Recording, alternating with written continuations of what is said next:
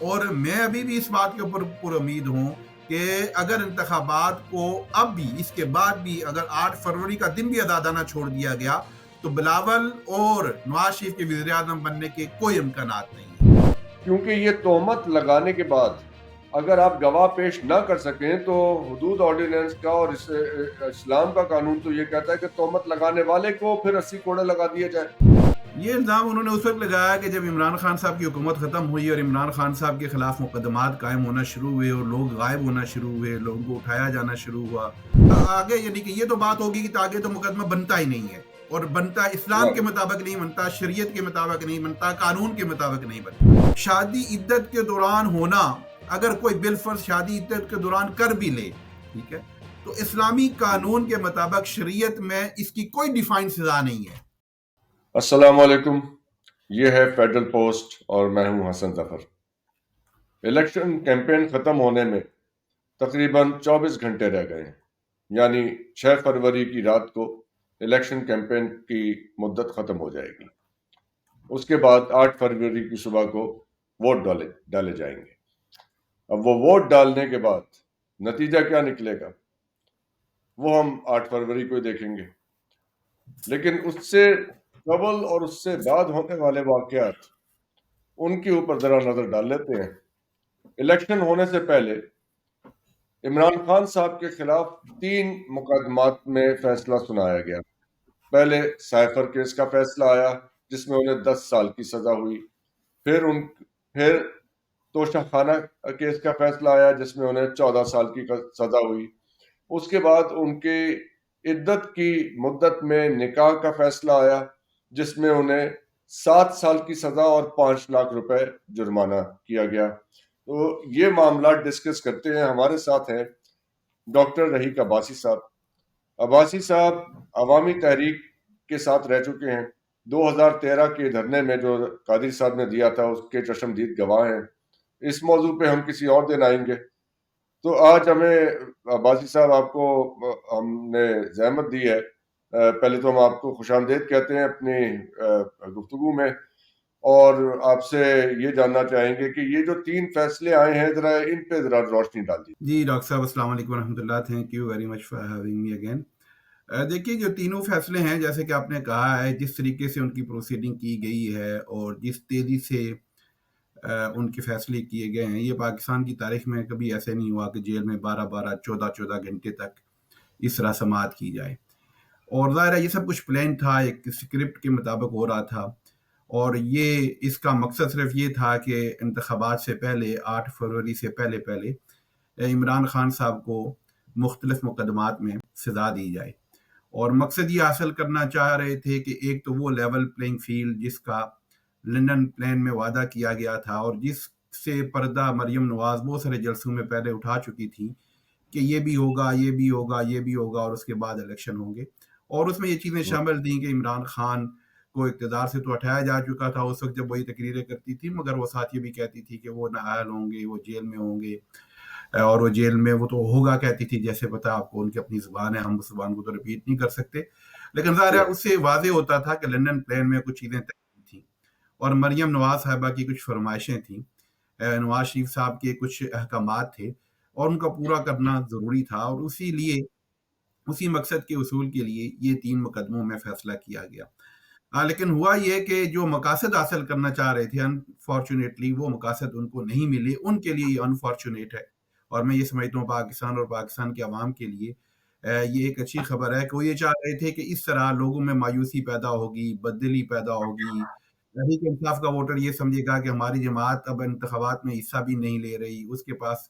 انتخابی نشان بھی نہیں ہے، ہمارا لیڈر پہلے بھی جیل میں ہے، اب وہ اتنے عرصے کے لیے نااہل ہو گیا ہوا ہے، اس کے اقتدار میں آنے کا کوئی امکان نہیں ہے، لہذا وہ گھر میں بیٹھ جائے گا، اور پھر ہمارا جو پلان ہے نون لیگ اور پیپلز پارٹی کے لوگ جس طریقے سے جیتیں گے اور تحریک استحکام کے کچھ لوگ جیت جائیں گے، اور پھر راوی چین لکھے گا، لیکن راوی جو ہے وہ چین نہیں لکھ رہا، اور راوی نے چین نہیں لکھنا، اس کی وجہ یہ ہے کہ راوی عوام کو نے تکلیف کیا ہو فیصلہ کر رہی ہے؟ لیا عباسی ہے۔ صاحب، راوی کو جی کیا جی، تکلیف ہو رہی ہے یہ بتائیں، چین تو نہیں لکھا جا رہا اس سے؟ اصل میں راوی کو تکلیف یہ ہے کہ اب راوی میں پانی نہیں آ رہا، جس طرح پہلے پانی آتا تھا اس طرح اب راوی میں پانی نہیں ہے، آسان زبان میں یہ سمجھا دیجئے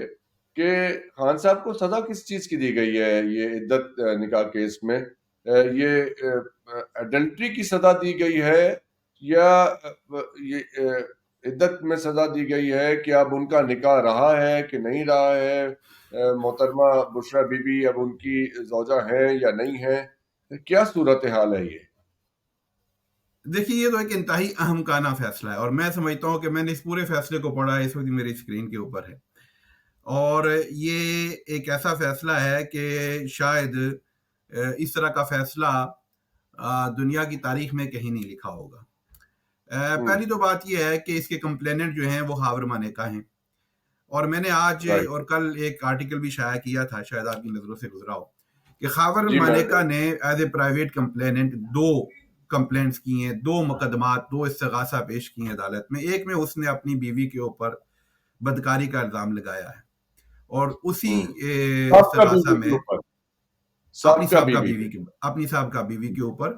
جو اس وقت بیوی تھی، یعنی کہ وہ کہتا تھا کہ میری بیوی تھی اور اس وقت وہ بدکاری کر رہی تھی۔ آپ الفاظ کہنے پڑ رہے ہیں چونکہ ہمیں اچھے نہیں لگتے، کیونکہ پہلے تو وہ اپنی بیگم کی اتنی تعریف کر رہے تھے کہ یہ بہت پاک باز خاتون ہیں اور عمران خان بھلے مانس آدمی ہے، وہ پہلی تو ان کی ایسی باتیں تھی، وہ جو ویڈیو انہوں نے شائع کی تھی۔ تو یہ الزام کب لگایا انہوں نے اس قسم کا؟ یہ الزام انہوں نے اس وقت لگایا کہ جب عمران خان صاحب کی حکومت ختم ہوئی اور عمران خان صاحب کے خلاف مقدمات قائم ہونا شروع ہوئے اور لوگ غائب ہونا شروع ہوئے، لوگوں کو اٹھایا جانا شروع ہوا، اور پھر آپ کو بتایا کہ پریس کانفرنسوں کا اور انٹرویوز کا ایک سلسلہ شروع ہوا، تو اسی عرصے میں خاور مانیکا کو بھی اٹھا لیا گیا ایک کرپشن کے مقدمے میں۔ 2 مہینے تک وہ غائب رہے، ان کی کسی کو کوئی خبر نہیں تھی وہ کہاں پر ہیں، کن کے پاس ہیں، وہ راوی میں ہیں یا ستلج میں ہیں یا چناب میں ہیں یا جہلم میں ہیں۔ تو وہاں سے پھر جب وہ برآمد ہوئے تو آپ کو بتایا کہ ایک انٹرویو کی صورت میں وہ برآمد ہوئے، اور انہوں نے پھر اس کے بعد اس طرح کی باتیں کرنا شروع کی۔ تو یہ وہ جو انہوں نے چلہ کاٹا ہے، جو انہوں نے خاص صحبت میں وقت گزارا ہے، بڑی قربت میں رہے ہیں، جی جی جی، یہ اس کے سافٹ بعد ویئر آ اپ کے ڈیٹ یہ کے ہوا بعد ہے۔ جو ہے وہ جو ہے اب کمپیوٹر جو ہے وہ مختلف جواب دینا شروع ہو گیا ہے ان کا۔ یہ اس بیچارے کا تو مجھے لگتا ہے کہ انہوں نے ہارڈ ویئر بھی اپڈیٹ کر دیا ہے، چونکہ ظاہر ہے کوئی بھی بندہ اس حد تک نہیں گرتا، جو ایک خاندانی آدمی ہو، جس کی ایک معاشرے میں عزت ہو۔ کبھی کوئی بندہ شادی طلاق کے بعد 6 سالوں کے بعد، یعنی کہ طلاق، اور پھر ایک عورت جس سے آپ کی اولاد بھی ہو، بچے بھی ہوں، جوان بھی ہوں، شادیاں ان کی ہو چکی ہوں،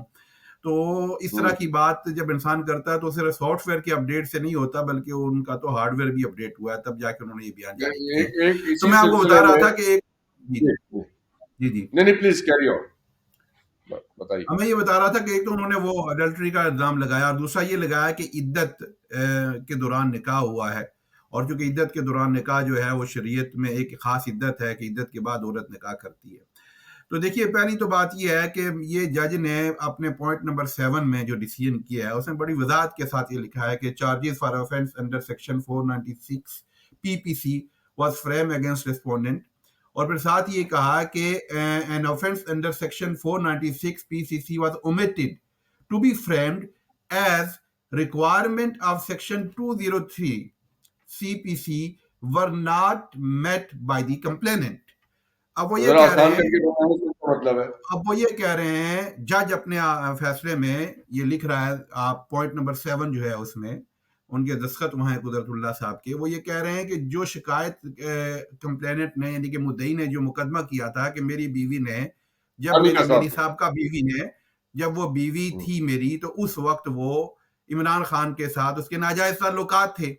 اور ایک گواہ بھی پیش کیا تھا انہوں نے اپنے نوکر کو۔ تو جج نے یہ کہہ دیا ہے کہ یہ جو چارج ہے یہ عمران خان اور بشرا بی بی پہ ہم نہیں لگا رہے، اس کو ڈراپ کر رہے ہیں،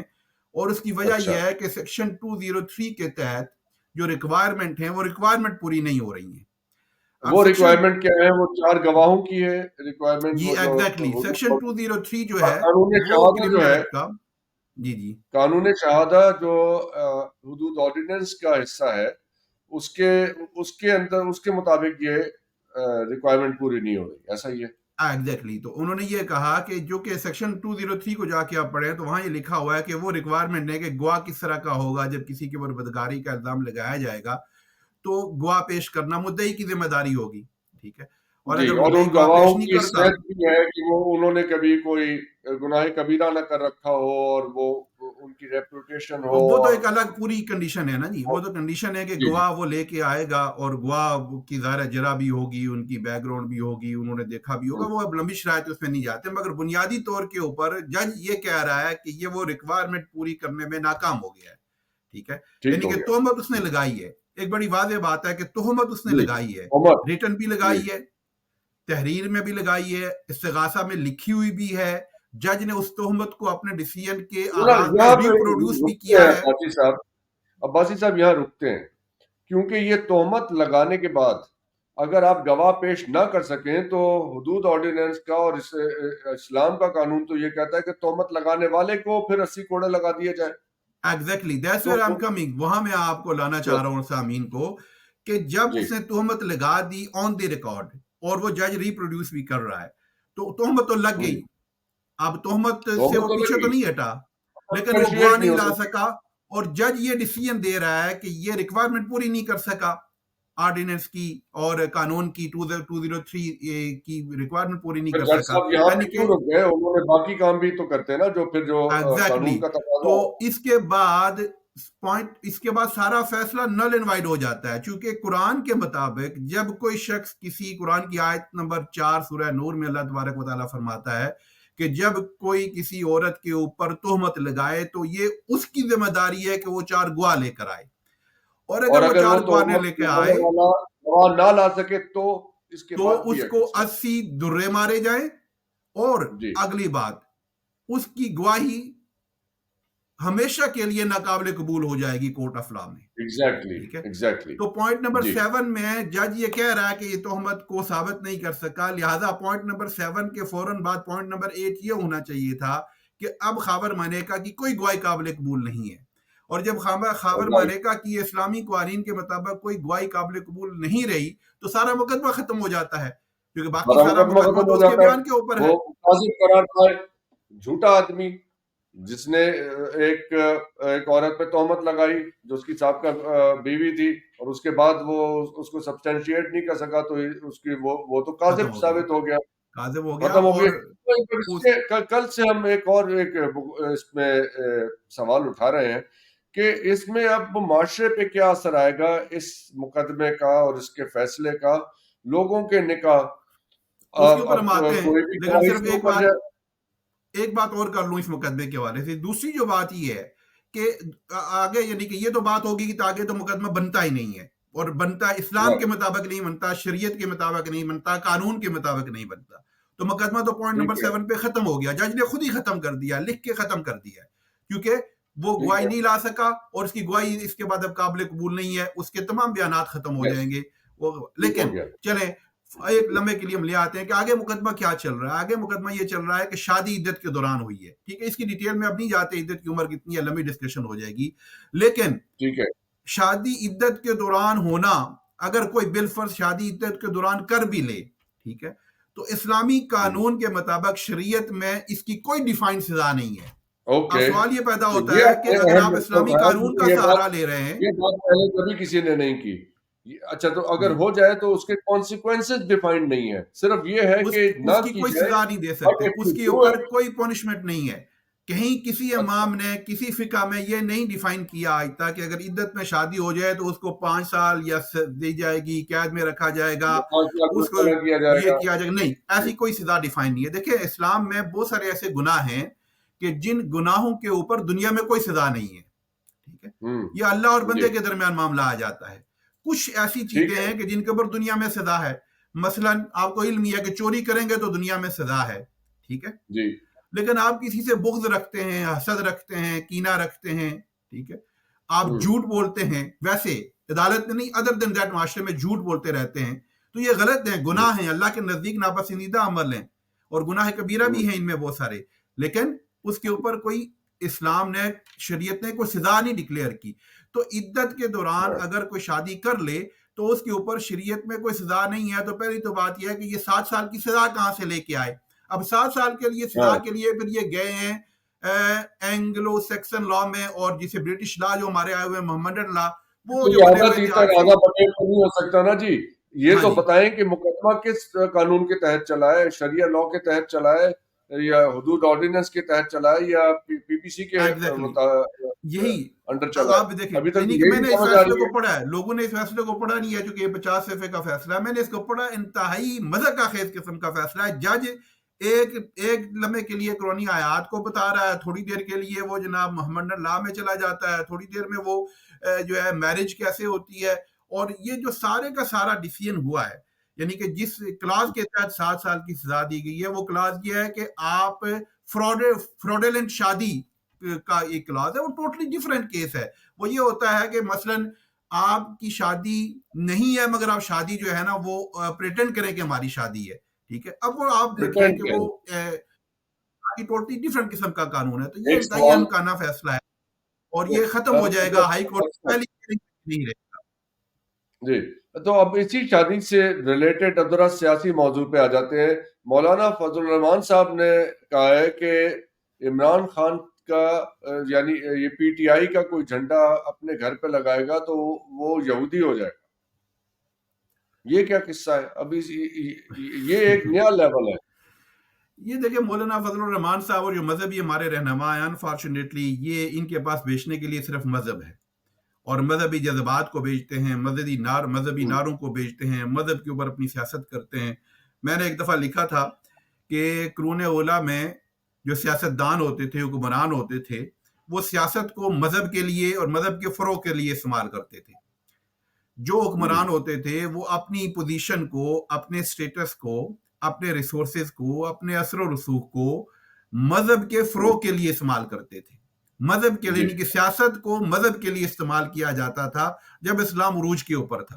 اور اب ہم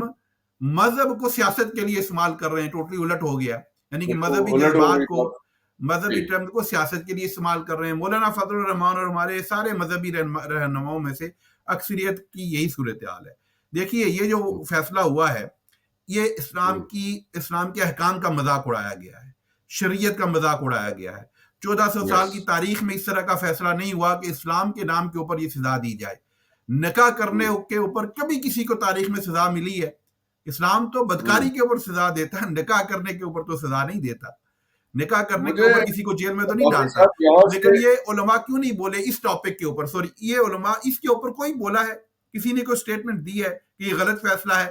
اور یہ اسلام کے ساتھ اس مذاق سے اڑایا گیا ہے تبدیلی اور یہ فتوے مجھے لگا تو رہے ہیں؟ لگتا ہے کہ اس سے تبدیلی پھیلے گی. یہ اسلامی قوانین کے بارے میں غلط فہمی اور بددلی پھیلنے کا اس میں خدشہ ہے. دیکھیے اس میں اس دو بڑے خدشات ہیں. ایک تو خدشہ یہ ہے کہ بددلی پھیلے گی، اسلام کے بارے میں جو نوجوان نسل ہے اس کے ذہن میں شکوک و شبہات پیدا ہوں گے کہ کس طرح کے قوانین ہیں. اور ایک جسے آپ کہتے ہیں کہ مذہب بیزاری جو معاشرے میں فروغ دینا ہمارے ہاں کچھ طاقتیں دینا چاہتی ہیں، ان کے ایجنڈے کو تقویت ملے گی. اور آپ نے جو پہلے ایک سوال کیا تھا، سب سے بڑا مسئلہ یہ ہوگا کہ دیکھیے پاکستان ایک ایسا معاشرہ ہے جہاں پر بہت ساری شادیاں اور طلاقیں رجسٹرڈ نہیں ہوتی، ریکارڈڈ نہیں ہوتی. یہ ایک نان فیکٹ ہے اور انیس آپ سو کو بھی ساٹھ علم سے اور پہلے ہمیں تو بھی علم کوئی ہے. بھی نہیں ہوتی تھی. اس سے ہمارے پہلے دادا تو ہوتی دادی ہی کی نہیں شادیاں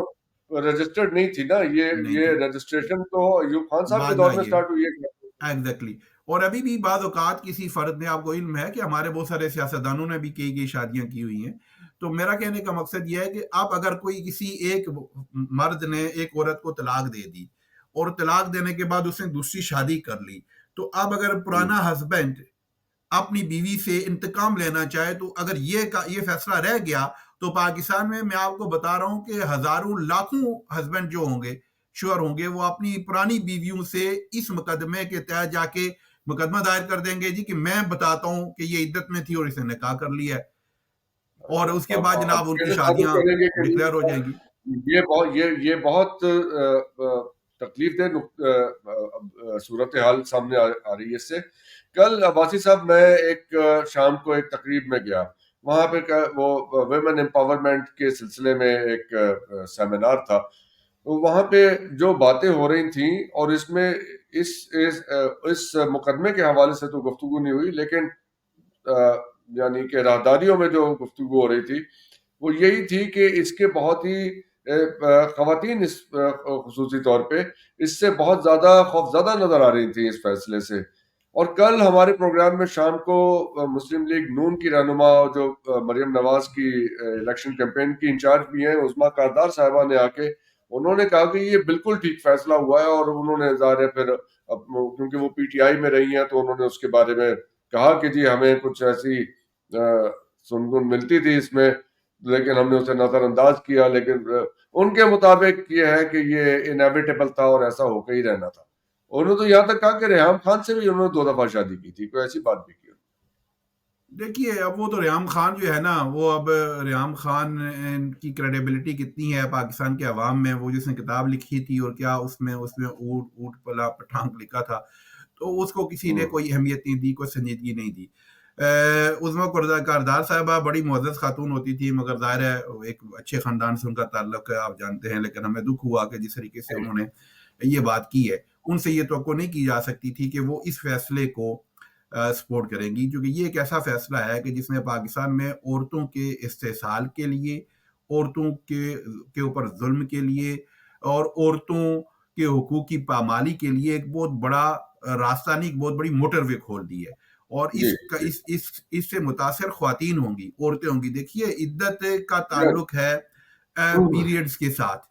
ٹھیک ہے، مینسز کے ساتھ، اور یہ ایک ایسا معاملہ ہے کہ ہمارے معاشرے میں اس کے بارے میں بات بھی نہیں کی جاتی، اور یہ ایک ایسا ایشو ہے کہ جس میں عورت کے علاوہ اس کا ہسبینڈ بھی کوئی بات نہیں کر سکتا۔ عورتوں کے مسائل پہلے ہی حل نہیں ہو رہے، یہ ایک اور لاد دیا اس کے اندر۔ ایگزیکٹلی، اور یہ جو مخصوص ایام کا ایک معاملہ ہوتا ہے، اس میں شریعت نے بھی یہ کہا ہے، یہ دیکھیں آج سے 14 15 1200 سال 1000 سال پہلے کے بھی جو لوگ تھے، بڑے قدامت آپ یہ سمجھے کہ بڑے قدیم معاشرے میں وہ تھے، انہوں نے بھی یہ کہا ہے کہ اس ایشو میں مرد کی بات ہم قبول نہیں کریں گے، چونکہ ایک ایسا ایشو ہے کہ جس کے اوپر عورت اور وہ خود اپنے علاوہ کوئی بندہ نہیں کہہ سکتا کہ اس کی باڈی کے ساتھ کیا ہو رہا ہے، اور اس کی باڈی کے ساتھ اس مہینے کیا ہوا اور اگلے مہینے کیا ہوگا اور اس کے اگلے مہینے کیا ہوگا۔ آپ کا شوہر یا عدالت اس کے اوپر فیصلے کرنے بیٹھ جائے۔ چلیے آگے چلتے ہیں ابل صاحب، ذرا الیکشن کے حوالے سے کوئکلی یہ جو اس وقت صورتحال بن رہی ہے، اچھا تو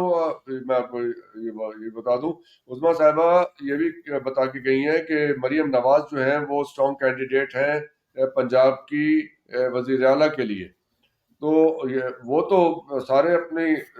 تیاریاں کر کے بیٹھے ہوئے ہیں، کپڑے وپڑے سل رہے ہیں، شیروانیاں سل رہی ہیں جاتی عمرہ میں۔ آپ کیسے دیکھ رہے ہیں؟ آپ کو لگتا ہے کہ میاں صاحب کے لیے اب کوئی رکاوٹ باقی نہیں رہ گئی ہے؟ دیکھیے میاں صاحب کے لیے صرف ایک رکاوٹ ہے، وہ پاکستان کے عوام ہے اور جمہوریت ہے، جمہوریت جو باقی تھوڑی بہت رہ گئی ہے، جمہوری نظام ہے، آئین ہے اور قانون ہے، تو آئین کو رون دیا گیا، جمہوریت کو رون دیا گیا، عدالتوں کو رون دیا گیا۔ اس کے بعد اب صرف ایک آخری رکاوٹ رہ گئی ہے، وہ پاکستان کے عوام کی رائے ہے، پاکستان کے عوام کی عزت ہے، پاکستان کے عوام کی ایک عزت نفس ہے، تو اس کو اگر میاں صاحب اور ان کے سہولت کار 8 تاریخ کو رون دیں گے، آج تو میں نے ایک لیٹر بھی لکھا ہے پاکستان کے اہم ترین جو ہمارے ذمہ داران ہیں ان کے نام، کہ اگر جو کچھ کیا گیا ذرا وہ ہم نے پڑھا ہے، تو آپ نے اس میں ایڈریس کیا ہے پاکستان کے جو کرتا دھرتا ہے انہیں، اور انہوں نے کہا کہ وہ آ کے اس سلسلے میں کو اپنا تو میں نے تو یہ کہا ہے کہ اب جو کچھ یہ ہو رہا ہے، اگر یہ 8 تاریخ کو پھر عوام کی رائے کو دبانے کی جو کچھ کر دیا، وہ تو ایک انتہا ہے نا، لیکن اب اسٹل ابھی بھی ایک وقت ہے اصلاح کا، اور ابھی بھی ایک ٹائم ہے۔ 8 فروری وہ لاسٹ دن ہے، آخری دن ہے، کہ اگر 8 فروری کو عوام کو اپنی رائے کا اظہار کرنے کی اجازت دے دی جائے اور اس کے بعد اس کے اوپر ڈاکہ نہ ڈالا جائے، آزادانہ لوگ نکلے بھائی، آپ نے کر لیا، آپ نے نشان لے لیا، آپ نے لیڈر کو جیل میں ڈال دیا ہوا ہے، آپ نے ان کو کمپین نہیں کرنے دی، آپ نے ان کو جلسے نہیں کرنے دیے، پوری دنیا دیکھ رہی ہے کہ نواز شریف کے جلسے ہو رہے ہیں، مولانا کے ہو رہے ہیں، بلاول کے ہو رہے ہیں،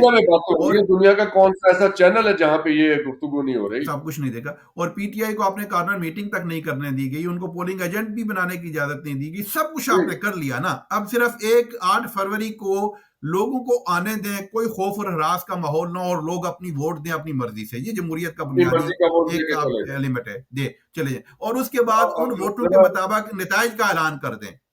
اور اس کے بعد ڈاکہ نہ ڈالیں۔ اگر یہ نہ کیا گیا اور اس کے راستے میں رکاوٹ ڈالی گئی اور پھر انجینئرنگ کرنے کی کوشش کی گئی، تو اس کا نتیجہ کیا نکلے گا؟ اس کا نتیجہ یہ نکلے گا کہ پاکستان ایک اور لمبے عرصے کے لیے مزید بحران میں جائے گا. کیونکہ اگر آپ یہ سمجھتے ہیں کہ عمران خان کی جو مقبولیت اس وقت ہے، ابھی لوگ دیکھیے جو لوگ غصے میں ہیں، وہ لوگ جو اس تمام صورتحال کے اوپر دکھی ہیں، پریشان ہیں، ان کو وہ یہ سمجھتے ہیں کہ ایک ان کو راستہ ملا ہوا ہے کہ ظلم کا بدلہ ووٹ سے. وہ یہ سمجھتے ہیں کہ ہم ووٹ کے ذریعے اپنے غصے کا اظہار کر دیں گے اور اس کے ذریعے ہم بدلہ لے لیں گے جو کچھ ہمارے ساتھ زیادتی ہوئی ہے. اور اگر عوام سے یہ ووٹ کا حق چھین لیا گیا اور ووٹ کے ذریعے ان کو اپنے جذبات کا اظہار نہیں کرنے دیا گیا، تو پھر یہ نہ سمجھیں کہ یہ 12 کروڑ ووٹر جو ہیں اور 25 کروڑ جو عوام ہیں، یہ آئندہ کے لیے بھیڑے اور بکریاں بن کے رہنے کے لیے تیار ہیں. یہ نوجوان نسل اس کے لیے تیار نہیں ہے. ہاں، یہ ابھی تک آپ کے سامنے تو نہیں آ سکتی، ٹھیک ہے، ریاست کے ساتھ ٹکرا تو نہیں سکتی، ریاست سے لڑ تو نہیں سکتی، کیونکہ آپ کے پاس طاقت ہے، آپ کے پاس پولیس ہے، آپ کے پاس انتظامیہ ہے، آپ کے پاس عدالتیں ہیں، آپ کے پاس اسلحہ ہے. تو یہ آپ سے لڑ تو نہیں سکتے، پرامن لوگ ہیں. لیکن آپ کیا اپنے لوگوں کو اس طریقے سے مسخر کر کے اور ان کو محکوم بنا کر اور ان کو فتح کر کے آپ ملک کو چلا سکتے ہیں؟ نہیں چلا سکیں گے. تو یہ ملک کے لیے ایک تباہی ہے. اور اگر دیکھیں، ابھی ہم دیکھتے ہیں، ہم تو ابھی بھی امید سے ہیں. اس کی وجہ یہ ہے کہ میں تو ایک ایسا آدمی ہوں، آپٹیمسٹک ہوں، میں آخری وقت تک امید کا دامن نہیں چھوڑتا. میں اپنے اداروں، پاکستان اور پاکستان کی جمہوریت اور اداروں کے بارے میں ہمیشہ نیک گمان رکھتا ہوں. اور میں یہ سمجھتا ہوں کہ الٹیمیٹلی جسے کہتے ہیں کہ وہ کسی نہ کسی لیول پہ جا کے سینیٹی پریویل کرے گی. اور میں یہ سمجھتا ہوں کہ شاید بہتری کی طرف آخری جائے سوال گا. پوچھنے دیجیے عباس صاحب، آخری سوال یہ ہے کہ ہم نے زرداری صاحب کے بارے میں ذرا ہمیں بتا دیجیے کہ وہ براجمان ہیں اسلام آباد میں. بلاول بھٹو جو ہے حلقہ 127 قومی اسمبلی کا جو لاہور کا ہے، وہاں سے الیکشن لڑ رہے ہیں. تو اور یہاں پہ ان پہ کچھ ایسے الزامات بھی آ رہے ہیں کہ وہ 20-20 ہزار روپیہ دے رہے ہیں. اور وہاں زرداری صاحب جو ہے وہ جتنے آزاد امیدوار پی ٹی آئی کے منتخب ہونے جائیں گے یا جا رہے ہیں، وہ انہیں اپنے تھیلے میں ڈالنے کی تیاری کر رہے ہیں. وہ سنا وہاں پہ بھی کوئی سیٹنگ ویٹنگ ہو چکی ہے. زرداری صاحب کے یا پیپلز پارٹی کے یعنی بلاول بھٹو صاحب کے وزیر اعظم بننے کے کیا امکانات آپ دیکھ رہے ہیں؟ دیکھیے، آج کل پاکستان میں تو کچھ بھی ہو سکتا ہے. آپ مجھے یہ کہیں کہ مطلب میں کس کا نام لوں؟ میرا لے لیں، کوئی نہیں، ادھر ادھر کا نہیں وہ ہے. ایک ادھر ہری پور ہزارہ سے نا، ایک وہ ہمارے ایک وہ الیکشن لڑا کرتے تھے، بڑا مشہور تھے کچھ عرصے کے لیے. تو وہ بڑا ان کی ایک کمپین ہوتی تھی، اسلم نام تھا ان کا. تو اگر اس طرح کی کوئی شخصیت بھی اگر الیکشن میں آ کے وزیر اعظم بن جائے تو کوئی بعید کی بات نہیں ہے. اس نظام میں تو آپ جو چاہیں کریں نا، ڈاکٹر جب صاحب آپ بن سکتے ہیں پھر تو ووٹ کو ہمارے بھی چانسز بنے نہیں ہیں. تو اگر ووٹ کو آپ نے ووٹ کا احترام نہیں کرنا اور انتخابات کے نتائج کو آپ نے اپنے بوٹ کی جوتے کی نوک پہ رکھنا ہے، تو پھر تو آپ جو چاہیں کر رہے ہیں، پھر آپ کو کون پوچھ سکتا ہے. لیکن گراؤنڈ ریالٹی چاہے یہ ہے گھاس کہ کھائے یا گراؤنڈ ریالٹی گوشت یہ کھائے. ہے کہ یہ آزاد جو لوگ لڑیں گے، یہ بہت بڑا پروپیگنڈا پی ٹی آئی کے خلاف کیا جا رہا ہے اور میڈیا اس میں شامل ہے کہ لوگ آزاد آئیں گے اور وہ جناب زرداری صاحب کے پاس چلے جائیں گے، اس سے کام میں چلیں گے جائیں گے. کیوں؟ تاکہ اب لوگ جو پی ٹی آئی کا سپورٹر ہے یا ووٹر ہے، وہ ان کو ووٹ نہ دے، مایوس ہو جائے کہ یار ہمیں ووٹ دینے کا کیا فائدہ، یہ بک جائیں گے. میں آپ کو آج دیکھیے الیکشن میں 2 دن رہ گئے نا، میں آپ کو یہ بات بڑی یقین کے ساتھ کہہ سکتا ہوں کہ ان انتخابات میں جو پہلے بکے ہیں، راجہ ریاض وہ الیکشن نہیں لڑ سکا. ٹھیک ہے، آپ نے دیکھ لیا اس کا کیا حال ہوا. اون چودھری کا جو لاہور میں حال ہوگا اور جو علیم خان کا لاہور میں حال ہوگا انتخابات میں، اور باقی لوگوں کا جن نے عمران خان کے ساتھ پچھلے دور میں غداری کی اور اس کی پارٹی کو چھوڑا، تمام جو یہ اون حشر چودھری کریں صاحب گے. وہی ہے نا یہ اون چودھری صاحب وہی ہے نا جنہوں یہ نکاح میں اور خان صاحب کی شادی میں بہت جی اہم بالکل دلیل تھی. وہی ہیں جو ان کے ٹشو کا ڈبہ اٹھا کے پھرتے تھے اور ان کو ہاتھ بدلتا دھلاتے ہے تھے. رنگ آسمان کیسے اور کیسے. ایگزیکٹلی. واضح اور صاحب تو آپ وہ کہیں. جناب میں یہ کہنا چاہ رہا تھا کہ یہ جو ہے نا، جو انتخابات کے بعد یہ جو پروپیگنڈا کیا جا رہا ہے، لوگ بک جائیں گے. جو بکے گا وہ اپنی عزت اور سیاست کا ہمیشہ کے لیے خاتمہ کر دے گا. اور اتنی بڑی قیمت کوئی سیاستدان ادا نہیں کرتا، آپ کو بھی علم ہے. سیاستدان اب کی پتہ نہیں ساری کی سر ساری جمع لوگوں پونجی کے اس کی دماغ میں سیاست کیا ہے، ہوتی ہے. وہ کہیں کہ بھائی ہماری 1.5 سال کی دیہڑی لگ جائے تو چلیں یہی بات ہے. بہت بہت شکریہ لیکن باجی ٹھیک ہے، صاحب اکا آپ کا. دکا لوگ ہوں گے، لیکن اب ایسے نہیں ہوگا. یعنی میجورٹی میں نہیں ایسا ہوتا دیکھ رہے اور ہیں. دوسری بات تو یہ ہے کہ ایک بات اور میں جی یہاں بات کر دوں تاکہ ہم اس کے اوپر ایک پازیٹیو نوٹ کے اوپر اس کو کنکلوڈ کرتے ہیں، تو یہ ایسے نہیں ہوگا کہ وہ بک جائیں گے، ایسی بات نہیں ہوگی. لوگ جو آ جائیں گے وہ پھر کھڑے رہیں گے، پہلی تو بات یہ ہے. دوسری بات یہ ہے کہ لوگ بڑی تعداد میں بھی ووٹ دیں گے، اور میں ابھی بھی اس بات کے اوپر پر امید ہوں کہ اگر انتخابات کو اب بھی اس کے بعد بھی اگر 8 فروری کا دن بھی ادا نہ چھوڑ دیا گیا تو بلاول اور نواز شریف کے وزیر اعظم بننے کے کوئی امکانات نہیں ہیں. لیکن اگر جی جوتے کی 8 فروری نوک کے اوپر سے ہر کسی کو رون دیا گیا تو پھر جو 3 چاہے دن کرتے دور ہے. پھرے، پھر وہ کہتے ہیں کہ جو چاہے آپ کا اس نے کرسمس آج کرے. ہم تو یہی کہیں گے پھر آپ کے بارے میں، آپ بہت کے بہت ملازموں شکریہ جو کرنے واضح والے ہیں صاحب ان آپ کے کا. بارے میں. ہم 3 دن بعد دوبارہ ملتے ہیں. آپ سے اجازت چاہوں گا. خدا تھینک یو ویری حافظ. مچ جناب.